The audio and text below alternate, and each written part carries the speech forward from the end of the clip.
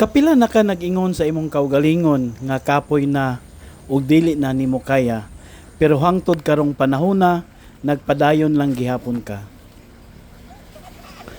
Ang atong kinabuhi susama ra aning musuan pik nga among gisaka karon uban ang akong pamilya.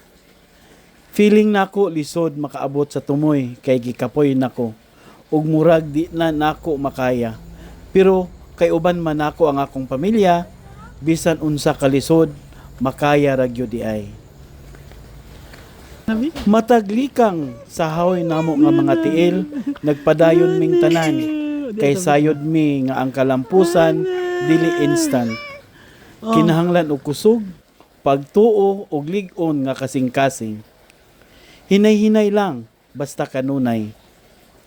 When we reach the top, we realize dili lang ang bukid ang among gisaka, ang pangandoy sa kinabuhi nga puno sa paglaom o gugma sa pamilya.